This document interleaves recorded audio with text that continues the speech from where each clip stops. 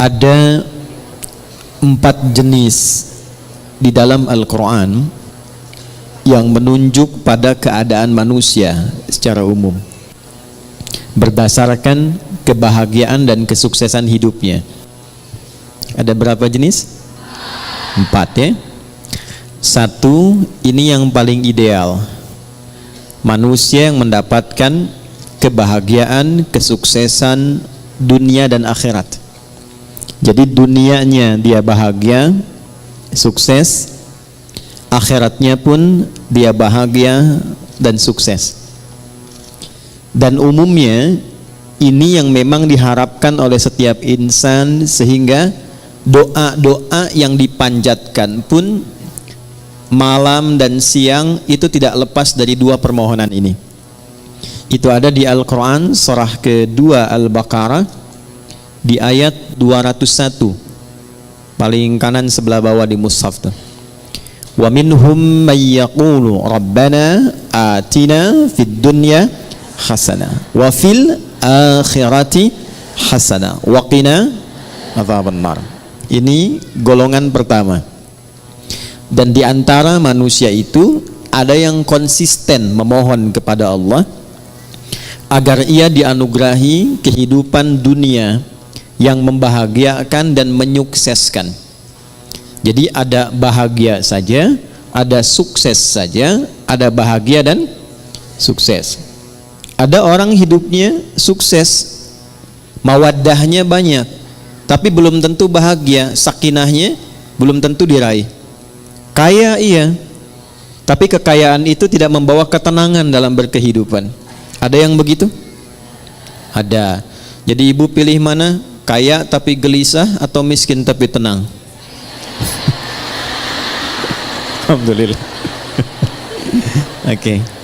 Nah, kaya dan tenang, sukses dan bahagia. Maka itu yang dimaksud di ayat ini. Ada orang yang konsisten dengan permohonannya. Dia memohon kepada Allah Subhanahu wa taala agar hidupnya di dunia itu bisa tenang dan sukses, bahagia dan sukses, serta kesuksesan dan kebahagiaan ini bisa dibawa lestari sampai pulang ke akhirat. Ya, tidak cukup dengan amin, kita lihat dulu ya. Nah, yang kedua, nanti kita pelan-pelan lihat rumusnya. Alhamdulillah. Ada orang yang di dunianya itu sukses, bahagia. Tapi kesuksesan dan kebahagiaan dunia itu ternyata tidak memberikan jaminan ia membawa keduanya sampai ke akhirat. Tapi menariknya kata Al-Quran, secara psikologi ada manusia yang penting dunianya sukses dulu, yang penting dunianya bahagia dulu. Ya, kalau bahasa manusianya kekinian, ya nikmati aja yang sekarang, yang nanti kan belum jelas gitu. Ada yang begitu? Itu pasti akan ditemukan, karena golongan ini pun diisyaratkan di Al-Quran di ayat yang ke-200-nya. Jadi kalau tadi 201, kita naik sedikit ke atas ke ayat 200, kita akan temukan tipikal golongan demikian. Wa minan nasi may yaqulu rabbana atina fid dunya. Udah, kalau nggak hafal diam aja ya. Hasanahnya nggak ada di situ. Hasanah itu khusus untuk 201 ya. Baik, kalau hafalan masih di ayat 1, jangan diterusin dulu ya. Wa minan nasi may yaqulu rabbana atina fid dunya wa ma lahum fil akhirati min khalaq. Dan di antara manusia ada yang hidupnya memang diliputi oleh harapan dunia saja, hasanahnya nggak disebutkan. Ini kuncinya nanti. Dan dia tidak punya orientasi akhirat. Yang penting kerja, nikmati, dapat rumah yang megah, nikmati, kendaraan yang mewah, nikmati, bisa jalan-jalan, senang. Urusan sholat ya nanti, baca Al-Quran nggak harus, akhirat belum datang kok. Yang pasti yang sekarang ada itu yang dinikmati. Wa ma lahum fil akhirati min khalaq. Dan dia tidak punya persiapan untuk menyiapkan kehidupan abadinya di akhirat. Itu yang Dua. Yang ketiga, ada golongan orang yang memang ngejar akhirat saja. Dunianya tidak terlalu diperdulikan.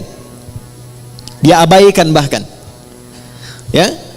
Dia tidak terlalu peduli apakah hari ini makan atau tidak.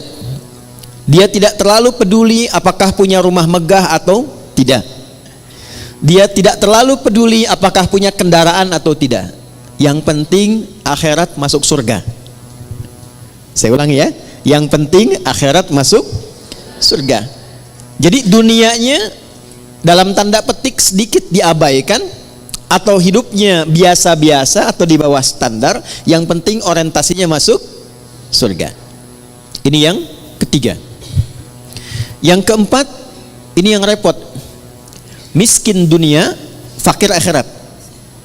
Jadi dunia sudah nggak dapat, tiap hari pekerjaan tidak jelas, kata-kata tidak terukur, tindakan tidak teratur, perbuatan kadang-kadang juga mohon maaf banyak buruknya. Jadi dunianya tidak jelas, akhiratnya rasa-rasanya tidak mendapatkan harapan karena tidak pernah disiapkan. Maka yang keempat ini kategori miskin dunia, fakir akhirat. Nah, di antara yang keempat ini, 4 bagian ini kita mesti pastikan setiap hari setidaknya kita berusaha untuk mencapai golongan yang pertama. Dan adilnya Allah itu dibuka kesempatan yang demikian untuk seluruh hambanya tanpa kecuali. Jadi ibu tidak harus berpikir jadi ustadzah kah, ya, atau suaminya jadi kiai kah, jadi pejabat kah, jadi hartawan kah. Semua sepanjang kita menjadi bagian dari hamba Allah, maka terbuka untuk mendapatkan bagian golongan yang pertama. Wa minhum may yaqulu rabbana atina fid dunya. Nah, itu kuncinya. Sepanjang kita, saya, Anda, kita semua memegang satu kunci ini, maka janji Allah itu pasti ditepati dan disampaikan dalam Al-Quran. Itu akan dibimbing untuk mendapatkan 2 hal yang diharapkan tadi. Kuncinya cuma satu, yaitu hasanah. Hasanah ini bukan nama ya Bu ya. Jadi kalaupun ibu punya nama Hasanah pagi ini, tapi kalau prakteknya tidak diamalkan, itu belum tentu bisa meraihnya. Jadi ini kuncinya. Kita antarkan dulu sebentar sebelum kita mengimplementasikan atau menjalankan program kita hari ini untuk diskusi. Kita tekankan sedikit karena saya khawatir ibu datang ke sini gitu kan. Kemudian juga teman-teman yang ikhwan bergabung, tapi datangnya tidak membawa kebahagiaan. Datang tidak membawa kesenangan. Apapun yang tidak dikerjakan dengan menyenangkan, itu tidak akan melahirkan hasil yang maksimal. Ibu kalau masak, hatinya nggak tenang. Masakannya enak nggak? Nggak. Ngantarkan anak, situasi hatinya nggak tenang. Enak nggak? Tidak. Karena itu Islam selalu mengajarkan, selalu hadirkan kesenangan, kebahagiaan dalam semua aktivitas yang dikerjakan. Termasuk sholat. Termasuk baca Al-Quran. Ya, usahakan kalau ngaji itu hatinya tuh disenangkan dulu, ditenangkan. Beda kalau sedang gelisah kemudian ngaji, itu rasanya nggak akan enak. Ayat-ayatnya nggak akan nyampe ke kolbu. Baru masuk sedikit di lisan sudah berhenti lagi. Masuk berhenti lagi. Karena itu rumusnya yang pertama kata Al-Quran, saya agak sedikit percepat untuk menyampaikan pada inti diskusi kita. Wa minhum may yaqulu rabbana atina fid dunya. Nah ini nggak pakai alif lam ya. Tidak menggunakan alif lam, artinya nakirah, general, terbuka untuk siapapun dalam suasana apapun. Adilnya Allah, Rahman dan Rahimnya Allah, Allah menginginkan semua hambanya tanpa kecuali. Baik laki-laki, perempuan, tua, muda, besar, kecil, keadaan sosial apapun menurut manusia pada umumnya, kata Allah, ia punya kesempatan yang sama untuk sukses dan bahagia dunia sampai akhirat. Jelas sampai sini? Baik. Apa itu hasanah? Ya. Ada yang tahu hasanah itu apa? Ya. Ya itulah ya. Baik. Satu paling gampang dulu ya, pelan-pelan.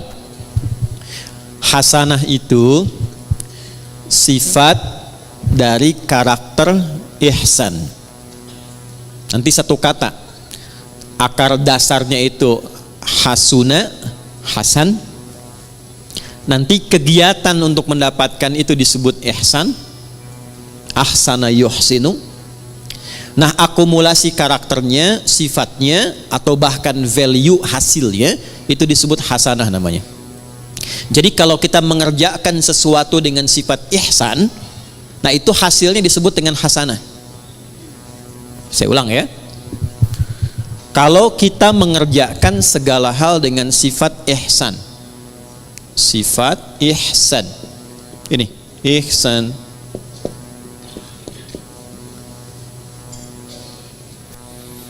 maka hasilnya apa yang diraih oleh kita itu disifati oleh Allah langsung, itu hasanah.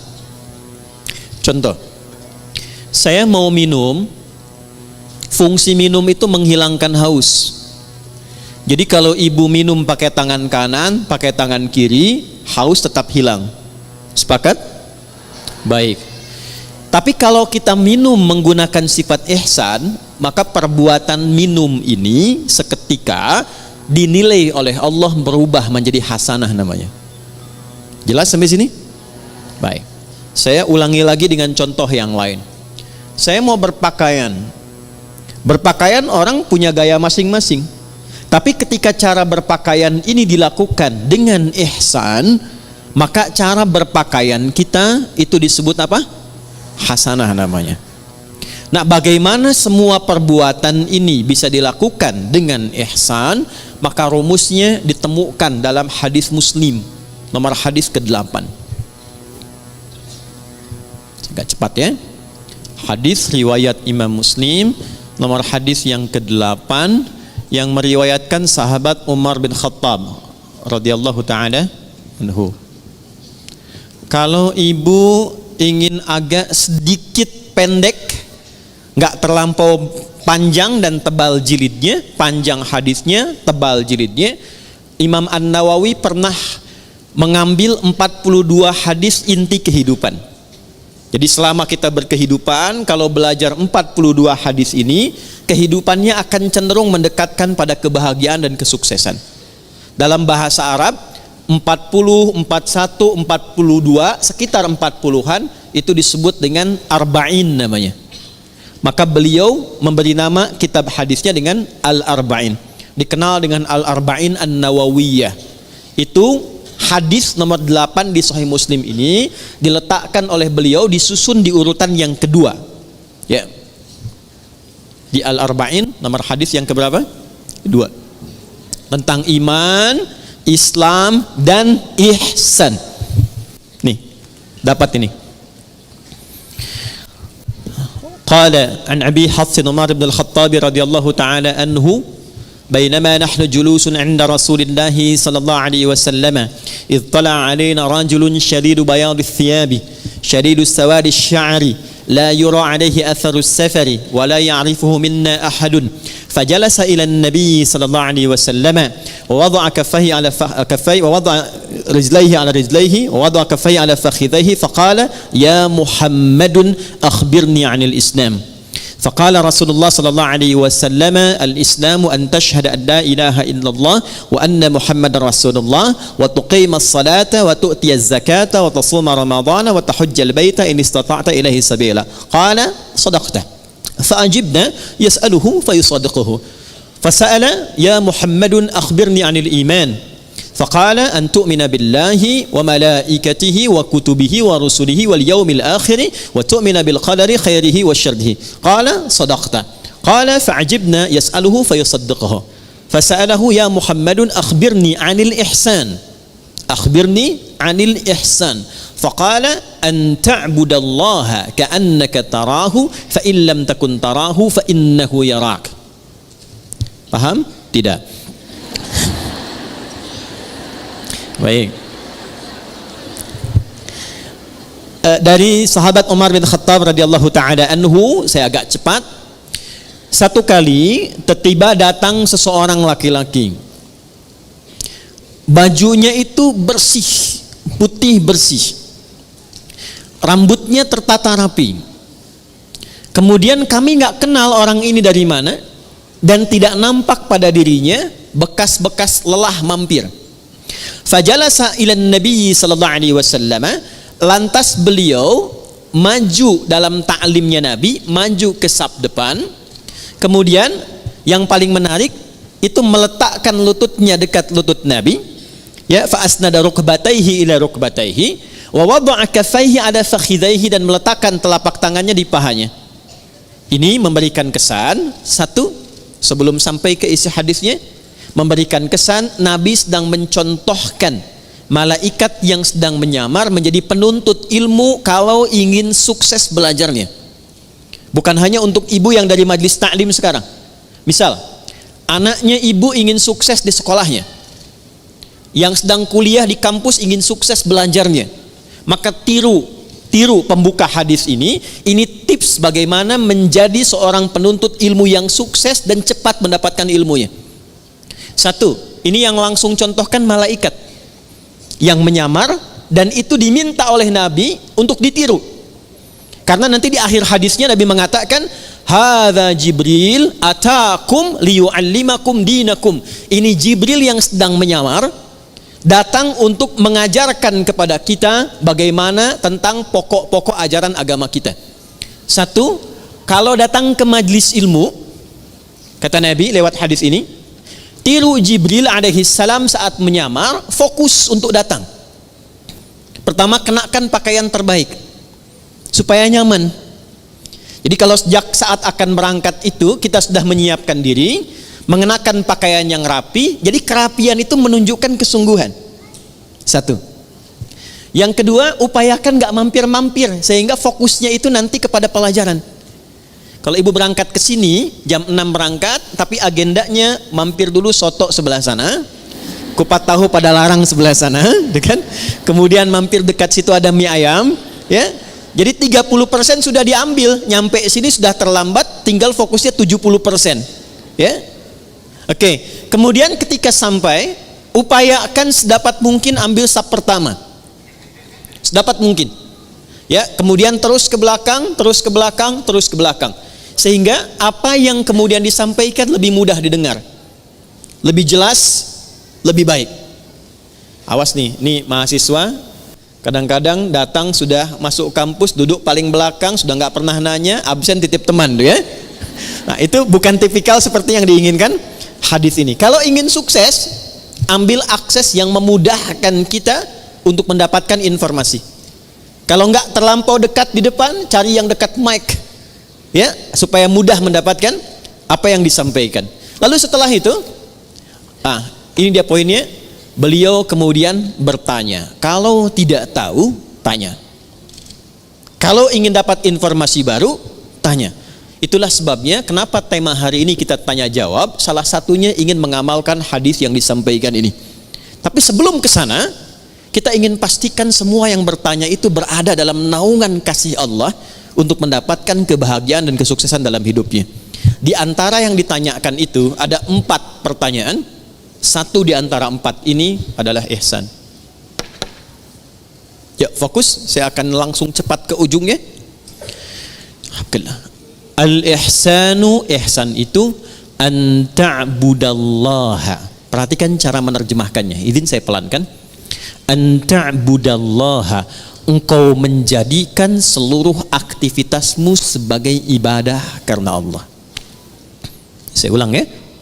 Sebab nanti kalau cuma lihat terjemahan, artinya menjadi begini, engkau menyembah Allah. Itu tekstual. Sedangkan penjelasan detailnya, ya, kalau kita keluarkan kata per kata dan rumus bahasa Arabnya, itu menjadi begini terjemahan tafsirnya. Engkau menjadikan seluruh aktivitasmu sebagai ibadah karena Allah.